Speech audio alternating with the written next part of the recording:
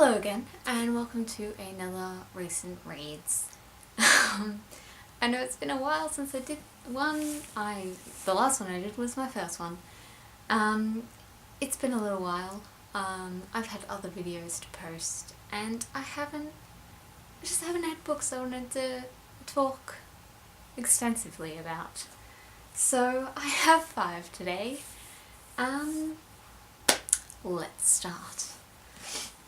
Firstly, I have Impulse by Ellen Hopkins. This was a reread for me. I reread it for class. If you haven't heard of Ellen Hopkins, which I'm sure you have, all of her novels are written in verse and they are all pretty heavy topics. This is the only one of hers I've read, but I love it. I love it so much I've read it twice. It's about these 3 teenagers, Tony, Vanessa and Connor, who are in a psychiatric facility, and it's just really beautiful and heartbreaking and just would definitely recommend. I say I was going to talk extensively, but that's really the only thing I can talk about that one. The next couple, on the other hand, I could go on for hours. So now let's leave the best to last. I have this incredibly beat up version of The House of Spirits by Isabel Allende. This is from my uni library and it's just, yeah.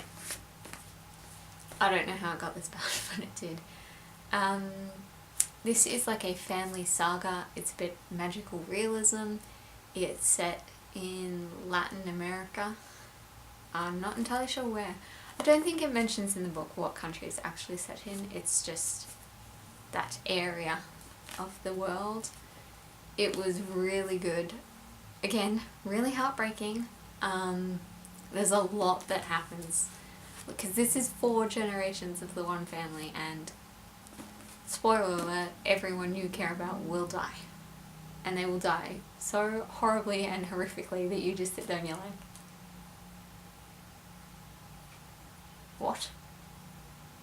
What? That's how I felt. But I really enjoyed it. Yeah.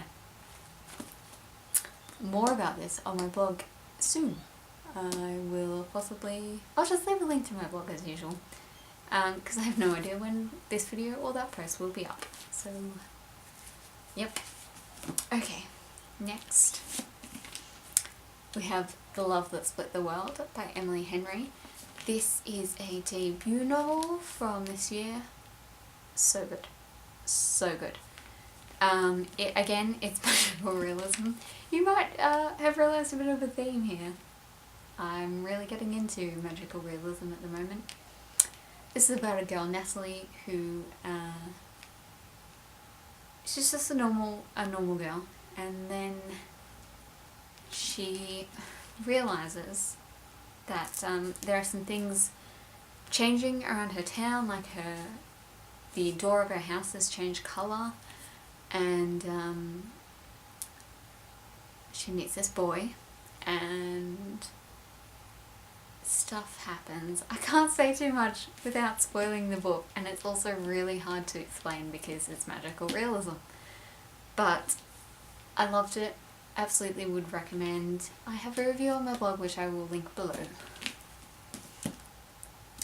The next one I have is Otherbound by Corinne Duvis. This is a sort of like sci-fi mixed with contemporary. It's really awesome. It also features a character with epilepsy and another one who is mute. And it's just really, really good. Absolutely would recommend. And Corinne Duvis herself has autism. She also is the co-founder and editor of Disability in Kid Lit, which is absolutely one of my favourite websites on the internet. Everyone should read it and just marvel in it. So yeah, I really enjoyed this one. It's kind of hard to put my thoughts together because I disability in YA is something I'm very passionate about. I'm doing my honours next year on it, so you know, it's definitely something I'm interested in. So to see a book that actually like included disability in like a sci-fi setting was just so good, and it's just written so well, and I just I love it. I love it so much. Talking about books I love so much, The Diary of a Young Girl by Anne Frank. This is my second time reading this. Anne Frank is probably she's probably my first writing idol. I think she was incredible, and to go through what she went through at such a young age, I just couldn't imagine it. I recently held a read-along with one of my really good friends, Ing. It turned out to be just the two of us, but Ing had never read it before, so I count it as a success. It's basically my goal in life to make everyone read this book, because it's so incredible and it just means so much to me, and I'm getting emotional talking about it. Yeah, it just means a lot to me, and I just think that everyone should know who Anne Frank is, and everyone should have read this book. And I know some people are like, everyone knows who Anne Frank is, but I've met a lot of people in the last year or so who had no idea, and I just can't fathom that. So yeah, I'm gonna make everyone read this book one day. It's gonna be great. So if you haven't read it and you're watching this, you should go do that now before I find out that you haven't read it, because I will hound you until you eventually do read it. So yeah, there we go. That's this video. Hopefully it was reasonably short for you guys, especially after last week's video, which was my mid-year book breakout, which I'm sure was ridiculously long. I haven't actually edited it yet, so I don't know how long it is yet. But yes, that was that. I have a new video coming in a few days, hopefully, depending on how many I get to film. What do you guys think of this new setup? I know it's like a sin on BookTube to not have your bookshelf there, but my room is very dark. You might be able to tell here. You can't tell from my bookshelf, but I live in a brick house, so everything is dark. And I just think maybe this is better lighting. It's kind of miserable today, so maybe it's not. Yeah, let me know what you think.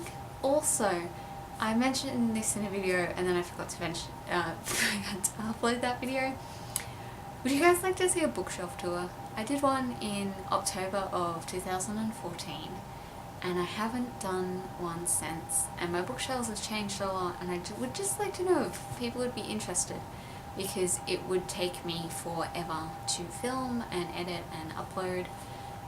It would probably be ready by October this year if I start now. So yeah, just let me know if you're interested, so I can decide whether it's a good idea to do or not. Thank you all for watching, and I will see you guys next week.